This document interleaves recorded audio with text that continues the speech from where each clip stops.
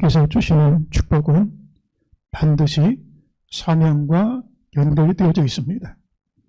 기복과 축복을 구별할 수 있는 방법은 사명과 이어지는 것을 축복이라 말하고 사명과 이어지지 않는 것을 향하여 기복이라고 말하는 것입니다.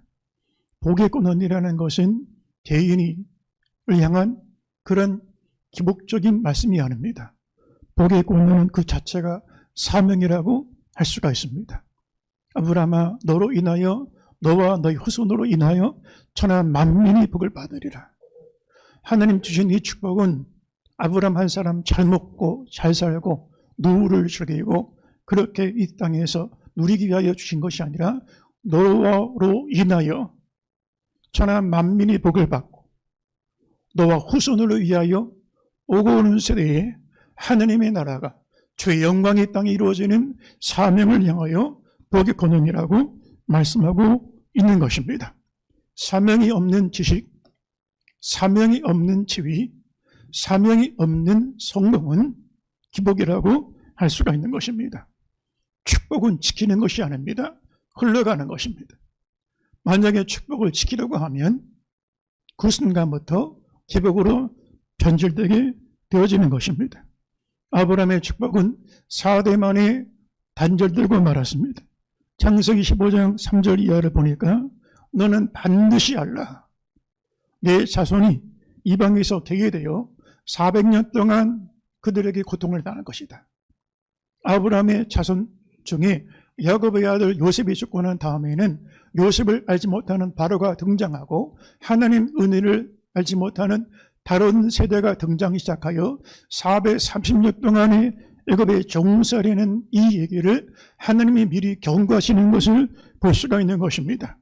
아브라함에게 축복의 약속도 주셨지만 사명이 이어지지 못할 것에 대한 중대한 경고를 미리 하시는 것을 볼 수가 있는 것입니다. 아브라함의 사명은 이삭에게 이어졌습니다. 또 이삭에게 주었던 복의 근원의 사명은 야곱에게로 이어졌습니다. 그러나 야곱은 자식들에게 그 사명을 제대로 이어주지 못했습니다.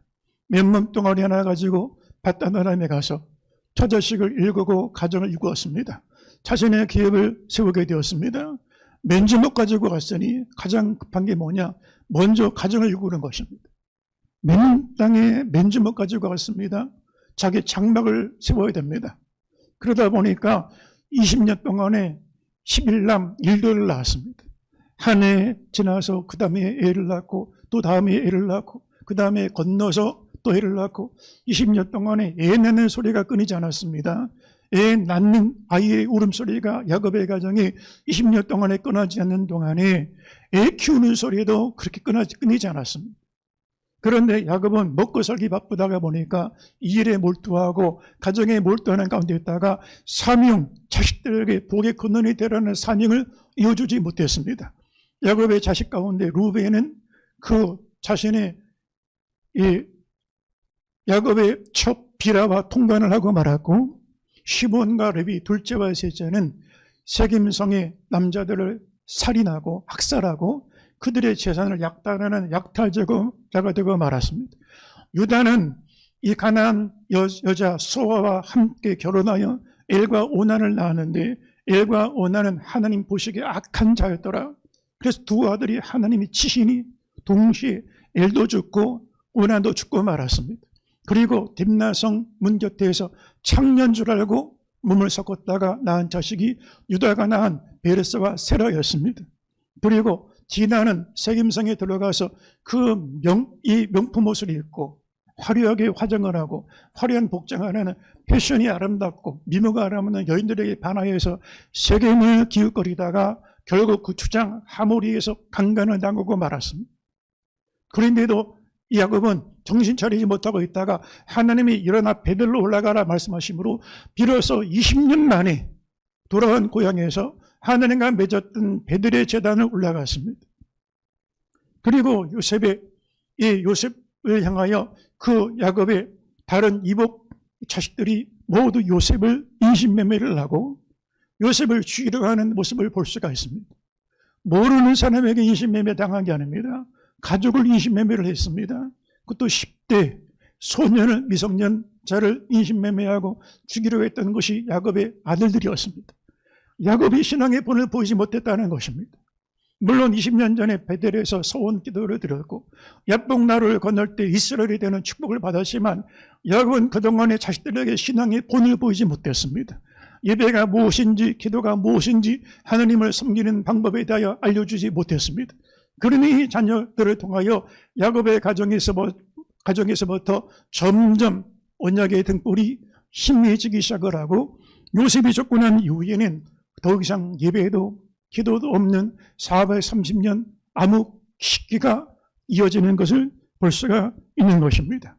요셉이 총리가 되었을 때 39살 때 야곱을 만났습니다. 22년 만에 형님들을 만나고 아버지를 만나는 것입니다. 그런데 39살 때 아버지를 만나고 난 이후에 요셉이 110세에 세상을 떠났습니다.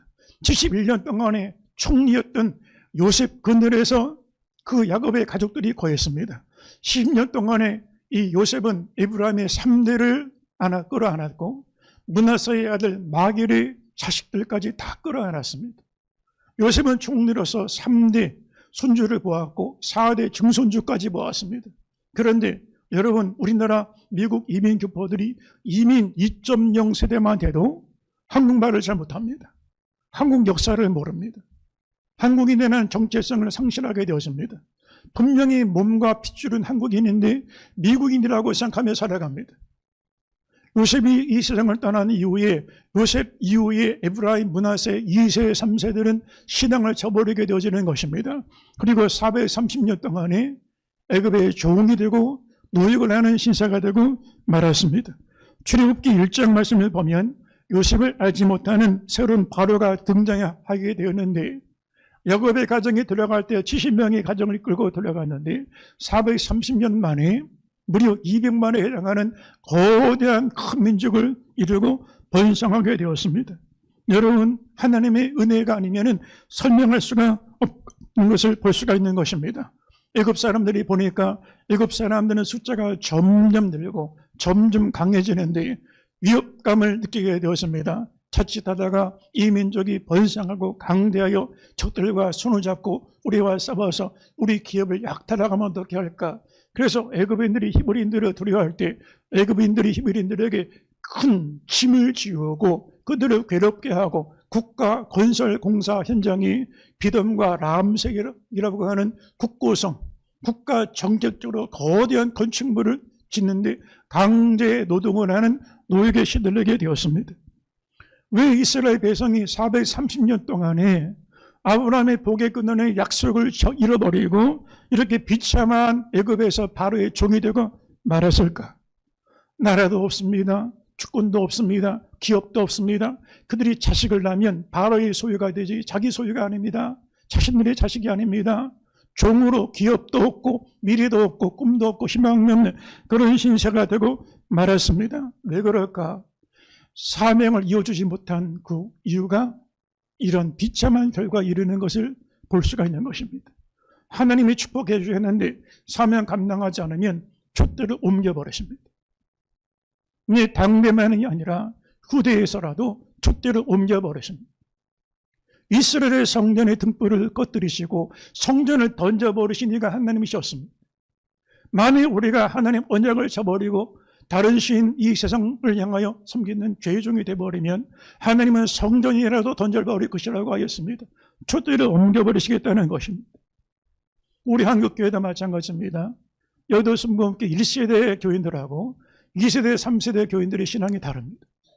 1세대 여의도 순복음교회는 구역예배가 뜨거운 기도가 있었고 성령의 임재가 있었고 거기 치유, 예언, 방언, 신유, 능력 하나님의 놀라운 역사들이 이루어지는 시간들이 구역예배였습니다.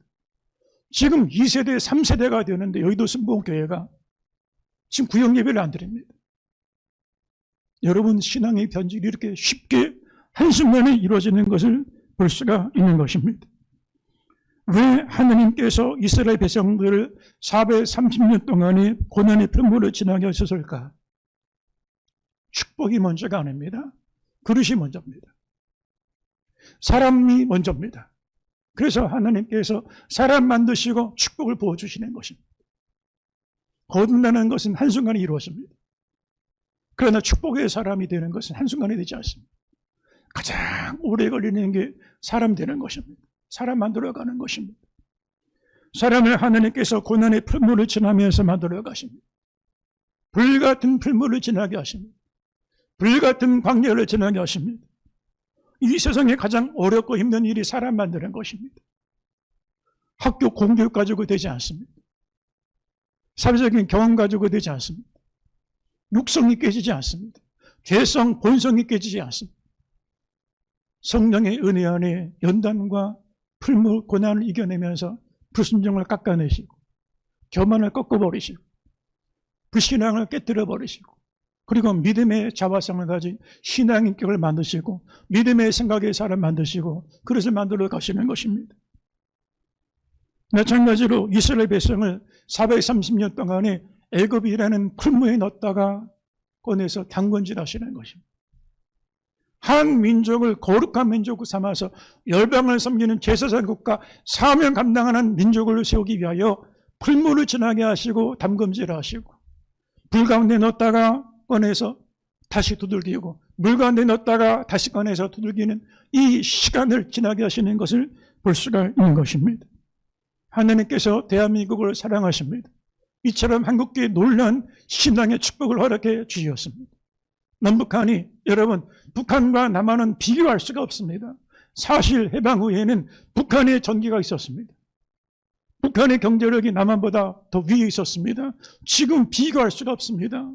그렇게 대한민국을 축복해 주셨고 이런 놀라운 붐을 주셨습니다. 그런데 하루아침에 이루어진 게 아닙니다. 일제 통치라는 고난의 풀무를 지나게 하셨습니다. 35년 동안의 풀무를 지나게 하시고 꺼내서 다시 두들기시고 한국 전쟁을 지나게 하시고 200만이 죽임당하는 이 전쟁의 고통의 시간을 지나게 하시고 다시 두들기시고 IMF를 지나게 하시고 다시 두들기게 하시고 그래도 안 꺾어지니까 코로나 지나게 하시고 다들 두들기면서 담금질하시고 담근질하셔서 대한민국 교만하지 않도록 대한민국 자고하지 않도록 하나님 앞에 겸비한 민족이 되게 만들어 가시는 섭리를 볼 수가 있는 것입니다.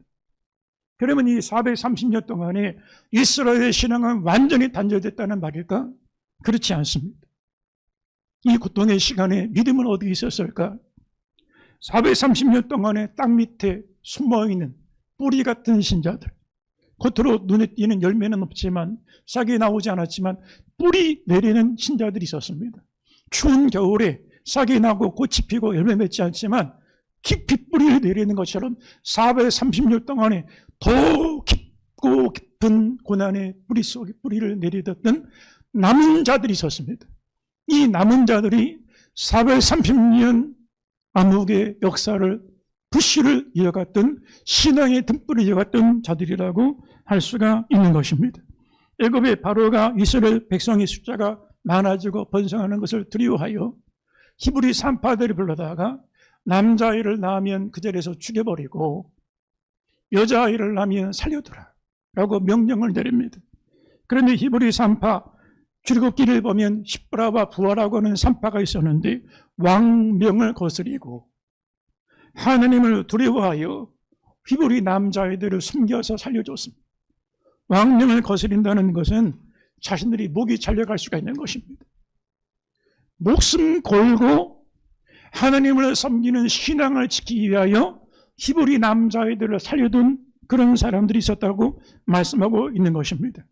바로 이 산파들이 뿌리 깊은 남은 신자들이었습니다.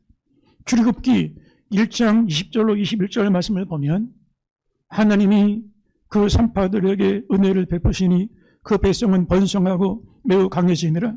그 산파들은 하나님을 경외하였으므로 하나님이 그들의 집안을 흥왕하게 하신지라. 등불이 다 꺼진 게 아니라는 거예요.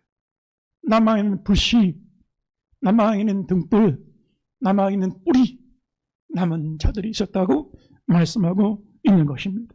그런데 오늘 출애굽기 2장 말씀을 보니까 레위의 가족 중에 아므라이라고 하는 사람이 있었는데 그가 레위 여자 요게벳에게 장가를 들어 임신하게 되었습니다. 화면을 바꿔주세요. 이 아이를 낳았는데 석 달 동안 아이를 숨겨 기릅니다. 혹시라도 남자의 울음소리가 나면 어떻게 할까? 숨을 죽이고 아기 울음소리가 이 길거리 밖에 나가지 않게 그렇게 숨겨서 기르는데 도저히 감당이 안 됩니다. 그래서 이 갓난아기를 담을 만한 작은 나무 갈대 상자를 만들어다가 거기다 역청을 입히고 나무 진을 발라서 나일 강가에 이 갈대 상자를 띄우고 아기를 거기에 담고 이 갈대 상자의 미래를 이 아기의 운명과 생명을 하늘께 맡기고 나일 강가에 띄우게 되었습니다.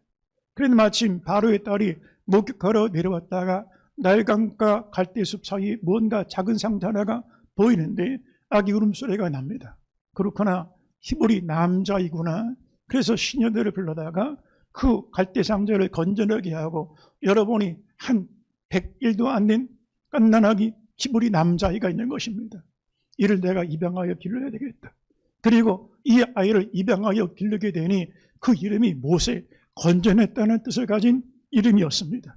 참으로 기가 막힌 이야기입니다. 지금 100일도 안 된 석 달밖에 안 된 남자 갓난 핏덩어리를 암므람과 요게벳이 숨겨서 기르다가 한번 아버지, 어머니라는 그런 말도 듣지 못한 채로 이야기를 갈대상자, 나무상자에 맡겨서 애기의 생명, 애기의 운명을 전능하신 하나님의 주권 앞에 맡기고 기도하는 것을 볼 수가 있는 것입니다. 이 아므람과 요게벳 그리고 모세의 누나 미리암과 모세의 형 아론이야말로 바로 남은 자들 430년 동안의 땅 밑에서 뿌리 내렸던 뿌리 신자들이라고 할 수가 있는 것입니다. 성경을 보니까 이사야 선지자가 아수르에서 북이스라엘이 멸망당했던 호세아 시대를 바라보고 이렇게 하나님 앞에 기도했습니다. 하나님, 성읍은 다 멸망당하고 집들은 다 전소되고 거주하는 사람이 없고 밭은 일구고 돌보는 사람이 없어서 황폐하게 되는데 언제까지 이 땅을 버리시겠습니까? 그때 하나님께서 이사야에게 주신 대답이 이것입니다. 이사야 6장 13절 말씀을 한번 읽어보겠습니다. 그 중에 10분의 1이 아직 남아있을지라도 이것도 황폐하게 될 것이나 밤나무, 상수리나무가 배임을 당하여도 그 구루터기는 남아있는 것 같이 거룩한 씨가 이 땅에 구루터기니라 하시더라. 아직 끝난 게 아니라는 거예요. 더 배임당하고 더 달려나갈 거라는 거예요. 10분의 1이 아니라 10의 10분의 1까지 더 달려나갈 거라는 거예요. 그러나 밤나무가 잘려나가고 방백들, 상수리나무가 잘려나가도 지위가 있는 사람들 이들이 잘려나가도 구루터기는 남아있을 거다.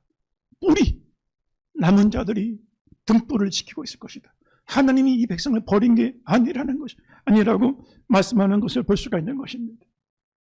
중국이 모택동에 의해서 공산주의 혁명을 일으키면서 문화혁명을 일으킬 때 중국의 모든 교회를 다 완전히 무너뜨렸습니다. 지난번에 시진핑이 포크레인을 들고 예배당을 무너뜨리는 사진이 나왔습니다.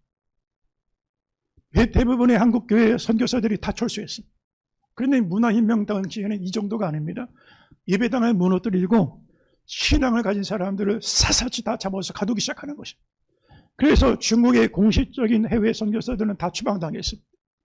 선교사들이 중국을 철수하면서 이렇게 얘기했습니다. 앞으로 중국 선교는 끝났다. 과연 그럴까요? 이 문화혁명이 다 끝난 다음에 dun소평이 집정을 하고 개혁개방이 일어나고 난 다음부터 중국 교회 뿌리를 내렸던 신자들이 나타나기 시작을 했는데 무려 1억 명의 신자들이 나왔습니다. 그 남은 자들이 계속 뿌리를 내리고 뿌리 내리면서 지하에서 가정에서 숨어서 예배를 드리고 숨어서 교회를 키워가기 시작한 것입니다. 지금 북한은 전 세계 200여 국가가 넘는 가운데 해마다 통계를 보면 기독교 최고의 박해 국가가 어떤 나라냐? 북한입니다. 최악의 기독교 박해 국가가 북한입니다. 20만 명에 넘는 정치 수용 성들이 있습니다. 그중에 많은 크리스찬들이 찬송드리다가 잡혀가고 예배드리다가 붙잡혀갑니다. 기독교를 제일 두려워합니다. 기독교가 체제 위협이 된다고 그들은 생각합니다. 그럼 북한 기독교가 끝났습니까? 그렇지 않습니다. 뿌리 깊이 얼어붙은 동토에서 숨어서 뿌리 내는 신자들이 있습니다. 이들이 남은 자들입니다. 모세의 부모는 애굽에서 고통받는 시대의 남은 자들이었습니다. 신앙의 등불을 이어간 사람이었습니다. 목숨을 걸고 모세를 지켜냈습니다. 신앙을 지켜냈습니다. 하나님을 믿었습니다. 성경을 보면 모세는 바로의 공주의 아들로 입양돼서 왕자로 살았습니다. 애굽의 왕궁에서 왕립대학을 나오고 왕실 교육을 받았습니다. 그러나 왕실에서 누리는 애굽의 금은 보화보다 히브리 노예로 사는 걸 더 귀히 여겼고 하나님 믿는 신앙을 더 소중히 여겼다라고 말씀하고 있습니다. 히브리서 11장 23절 이하 말씀을 다 같이 한번 읽어보겠습니다.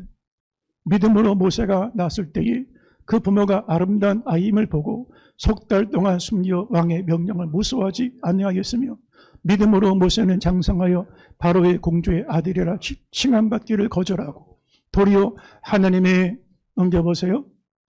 백성과 함께 고난받기를 잠시 죄악의 낙을 누리는 것보다 더 좋아하고 그리스도를 위하여 받는 수모를 애굽의 모든 보화보다 더 큰 재물로 여겼으니 이는 상주심을 바라보미를.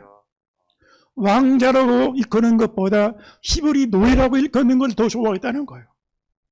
세상 사람들은 노예 신분 포기하고 왕실에 들어가는 게 꿈이고 야망인데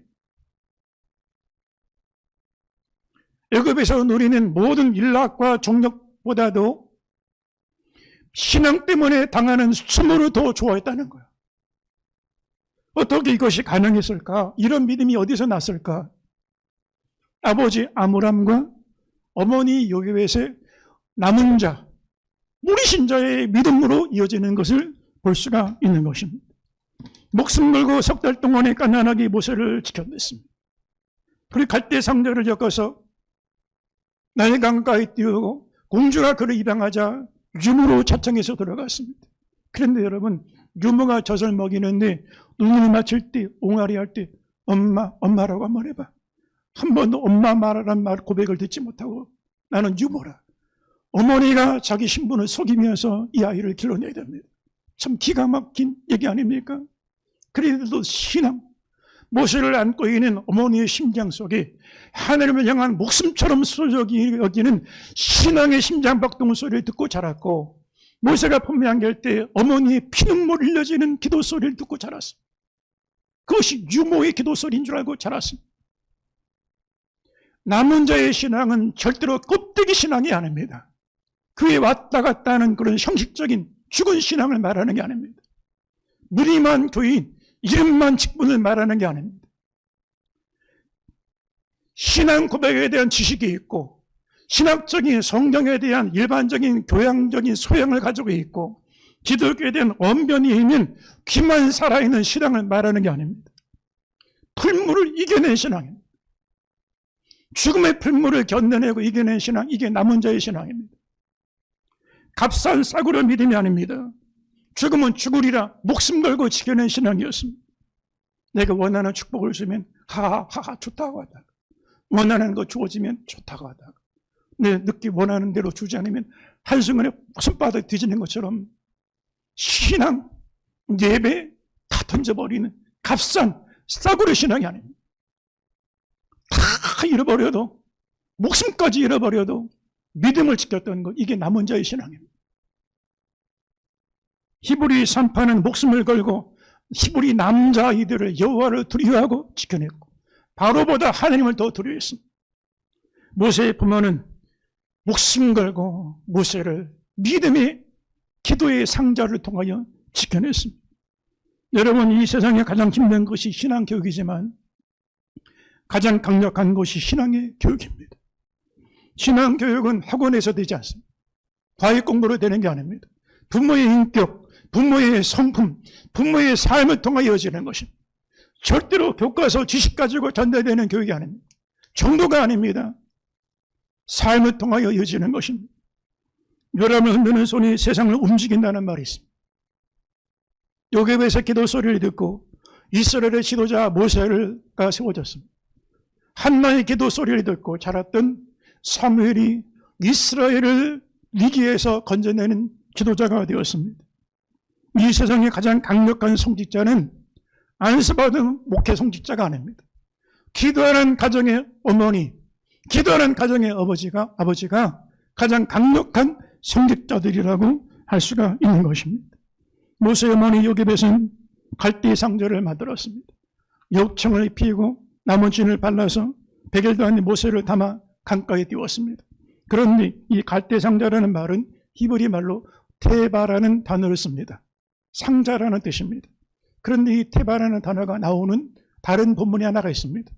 그것이 바로 창세기 6장에 노아가 방주를 지었을 때 방주라는 말을 테바라는 말로 기록하고 있습니다. 다시 말하면 갈대 상자의 테바와 노아가 만든 구원의 방주는 똑같은 단어로 기록되었다라고 할 수가 있는 것입니다. 노아가 세상이 홍수로 심판받을 때 세상 사람들이 하나님 어디 있어? 먹고 마시고 즐기면 그만이지. 그렇게 일락과 정욕에 빠져 살아갈 때 방주, 테바라는 상자를 만들었던 것처럼 아브라함과 요게벳은 애굽의 모든 사람들이, 이스라엘의 사람들이 애굽 신전을 올라가서 성공의 신, 풍요의 신, 영예의 신, 쾌락의 신, 그 앞에 절을 하고 경배하고 이 땅에서 잘 먹고 잘 사는 그 성공을 향하여 경배드리는 가운데 있을 때 모세를 건져낼 수 있는 상자, 테바, 모세의 구원의 방주를 만들었다라고 할 수가 있는 것입니다. 여러분, 이 방주와 갈대 상자의 공통점이 있습니다. 키가 없습니다. 돛이 없습니다. 세상에 어떤 사람이 배를 만드는데 키를 만들지 않고 돛을 안 만듭니까? 미쳤다고 하지 않겠습니까? 그런데 이 방주와 갈대 상자는 키가 없습니다. 돛이 없습니다. 방주는 노아가 지었습니다. 노아의 가족들이 방주를 타고 있습니다. 물어보겠습니다. 이 방주의 주인이 누굽니까? 노아가 만들었으니까 노아가 선주입니까? 노아가 거기 운영을 하고 있으니까 노아가 선장입니까? 이 방주의 주인은 하나님이십니다. 노아가 들어가고 싶으면 들어가고 하나님 여기서 좀 내렸으면 좋겠습니다. 잠깐 쉬었다가 하죠. 그런 방주가 아닙니다. 일단 방주에 들어가면 가는 길은 노아가 정하는 것이 아닙니다. 전적으로 하나님의 손에 달려있는 것입니다. 노아가 들어가고 싶으면 문을 열고 나오고 싶으면 열 수 있는 그런 방주가 아닙니다. 하나님이 방주의 문을 여시니 노아가 들어갔고 닫으시니 아무도 못 들어가는 것입니다. 여러분, 세상의 모든 다른 배들은 내가 목적지를 정하고 갑니다. 그리고 목적지에 일을 마치면 돌아옵니다. 그 다른 모든 배들은 자신의 개인의 여정을 향하여 여행을 하는 배들이라고 할 수가 있습니다. 그러나 방주와 갈대 상자는 목적지를 내가 정할 수 있는 게 아닙니다. 굳이 목적지라고 말하면 하나님 뜻대로 사는 게 목적지입니다. 내가 어디로 갈지 모릅니다. 어디서 멈출지 모릅니다. 그러나 하나님 뜻대로 사는 게 목적지입니다.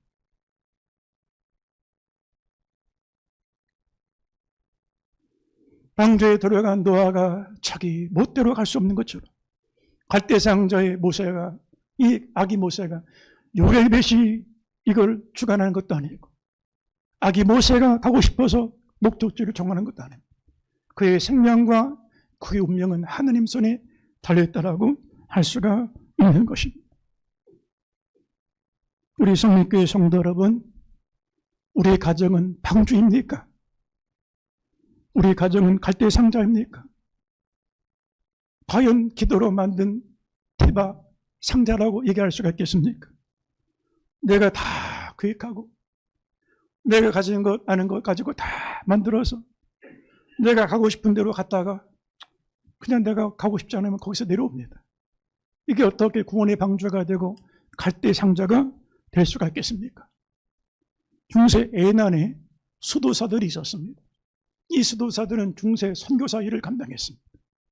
유럽의 지중해 바다에 배를 띄워놓고 대서양 바다에 배를 띄워놓고 선교 출항을 갈 때 이들이 하나님 앞에 선교지를 모릅니다. 어디로 갈지. 그런데 배를 띄워놓고 마지막 그들이 하는 순서가 하나 있었습니다. 거대한 햄머를 가져다가 배 뒷전에 가서 키를 부서뜨리는 것입니다. 무모하고 미친 짓 아닙니까? 배의 키를 붙잡고 가야 안전히 갈 수가 있는데 키를 부서뜨린 이유가 무엇입니까? 하나님 이 선교의 여정은 우리가 가고 싶어서 우리가 원하는 뜻을 이루기 위하여 가는 게 아니라 하나님께 이 선도를 맡깁니다. 여정은 하나님 손에 있습니다. 우리 생명과 운명은 주님의 손에 달려있다라고 고백하면서 가는 것입니다. 살든지 죽든지 주의 뜻에 맡기는 것입니다. 방주와 갈대 상자의 신앙은 살든지 죽든지 주의 주권에 맡기는 신앙이라고 할 수가 있는 것입니다. 이 신앙이 모세를 세웠고 이 신앙이 노아의 가정을 세우는 것입니다. 껍데기 신앙 가지고 방주가 되고 형식 신앙 가지고 갈대 상자가 되는 것 아닙니다. 갈대 상자는 나일강을 지나야 하는 작은 상자입니다. 나일강은 다 풍요를 주고 번영을 줍니다. 거기서 먹고 살고 거기서 초자식 키우고. 그런데 갈대 상자 안에 모세에게는 나일강은 죽음입니다. 갈대 상자 밖은 곧 사망을 의미하는 것입니다. 히브리 남자는 이유 때문에 살해되어 나일강가에 던져버리게 되어지는 것입니다. 갈대 상자는 편안하고 안전한 어린아이 장난감이 아닙니다. 놀이기구가 아닙니다. 유람선이 아닙니다. 먹고 마시고 즐기고 룰루랄라 하는 유람선이 아닙니다. 주일날 들로 산으로 먹고 마시고 즐기러 나갑니다. 신앙은 장난이 아닙니다. 놀이기구가 아닙니다. 아니, 예수 믿는 사람 무슨 재미로 살아? 뭐 마실 걸 마시나 볼 걸 보나 즐길 걸 즐기나. 당신은 예수 믿는 도대체 무슨 재미로 사냐? 십자가 지는 재미로 삽니다. 세상 사람이 모르는 기쁨이 있습니다. 저와 여러분, 우리 자녀들이 비닐하우스에서 온실에서 키우기를 원합니까? 아니면 모세처럼 갈대 상자를 해서 키우기를 원합니까? 믿음의 방주에서 훈련시키기를 원합니까? 갈대와 방주 상자는, 방주와 갈대 상자는 죽음이 한가운데로 지나가는 것입니다. 방주 밖은 지금 죽음입니다. 많은 사람들이 잠겨서 떠내려가고 있습니다. 절대로 룰루랄라 하면서 장난치듯이 믿음 생활을 쓰는 게 아니라는 것입니다. 교회를 향하여 구원의 방주라고 말합니다. 방주한 생활은 푸른 초장 쉴만한 물가에서 물놀이 하는 게 아닙니다. 사망의 음침한 골짜기를 지나가는 것입니다. 사망의 파도를 이겨내면서 가야 되는 것입니다. 사람은 나는 너무 잔잔한 목가에서, 연못가에서 낚시질하고 그렇게 살아가는 것 아닙니다. 사람은 낚는 어부는 먼 바다 사망의 파도를 이겨내면서 키워내는 것입니다. 제자는 저절로 되는 게 아니라 만들어지는 것입니다. 우리 가정이 우리 자녀들을 죄악에서, 사망에서, 심판에서 이 거짓신들 앞에서 건져낼 수 있는 갈대 상자가 역할을 하고 있습니까? 과연 오늘 교회가 다음 세대를 건져낼 수 있는 갈대 상자가 되고 있습니까? 기성세대가 갈대 상자를 만들고 있습니까? 아니면 내 명예와 내 이름을 세우기 위한 공동탑, 무너질 공동탑을 세워가고 있습니까? 모세는 어머니 요셉에서 눈물 흘린 기도 소리를 듣고 자랐습니다. 어머니라고 하는 고백 한 번도 듣지 못하고 어머니의 신분을 속이고 유머로 기도의 젖을 물리고 키워냈습니다. 왕자보다 히브리 노예를 선택했던 모세, 애굽의 금은 보화보다 그리스도인의 믿음의 수모를 더 좋아했던 모세, 이 세상의 가장 강력한 교육이 무릎에서 기도를 통하여 이루어지는 것이라고 할 수가 있는 것입니다. 요셉은 모세 한 사람만 구한 것이 아니라 이스라엘 민족을 430년 애굽의 풀무에서 건져낸 구원의 방주를 만든 인물이라고 할 수가 있는 것입니다. 담리교회의 창설자 존 웨슬레와 찰스 웨슬레 형제가 있습니다. 그 부모는 탄광총에서 가난한 목회를 했습니다. 수산나 어머니는 19명의 자식을 낳았습니다. 그런데 그때만 해도 질병 때문에 죽고 환경 때문에 죽고 19명 중에 성인이 될 때까지 살아남은 자는 10명밖에 없었습니다. 그 중에 바로 감리교를 창설했던 존 웨슬레와 찰스 웨슬레를 키웠습니다. 수산나는 자식들에게 이런 고백을 했습니다. 철학적으로 주님을 설명할 수 있는 것, 주님의 본질과 속성과 섭리에 대하여 고상하고 깊이 있는 사색적인 변론 논쟁을 할 수 있는 것, 뛰어난 말씀들을 가지고 변론할 수 있는 것, 그건 아무 쓸데가 없는 거다. 주님을 인격적으로 만나서 체험하는 게 중요하다. 너무 가난하니까 학교를 보내지 못했습니다. 그래서 가정교육을 시켰습니다. 근데 수산나가 어떻게 자식들을 키웠냐? 아니, 저는 하나님께 인도한다는 게 원칙이었습니다. 그래서 애들이 말을 배우면 아빠, 엄마를 먼저 부르냐 게 아니라 하나님 먼저 부르겠어요. 애들이 말을 배우면 주기도문부터 가르쳤습니다. 가정예배를 통하여 절대 정숙을 가르쳤고, 뗐을 때는 아무것도 주지 않았습니다. 잘못을 고백하면 무조건 용서하고, 고백하지 않은 잘못은 반드시 처벌했습니다. 부모의 채찍을 두려워할 줄 알고 부모의 형계를 고맙게 여기게 이들을 가르쳤습니다. 아이들 끌고 고아원으로, 감옥으로, 병원으로, 양문으로 함께 신방하면서 이웃사랑, 사명을 무엇인지를 가르쳤습니다. 이 수산나의 교육이 웨슬레 형제들을 세웠고, 웨슬레 형제들의 영적인 부흥운동은, 성령운동은 영국교회를 깨웠습니다. 그리고 영국은 무혈 시민사회로 접어들게 되었습니다. 동시대 불란서는 피혁명을 거쳤습니다. 왕정이 무너지면서 피로 고리를 물들였습니다. 그런데 왜 영국은 피 흐르지 않고 시민사회가 될 수가 있었을까? 일반 역사가들의 평가입니다.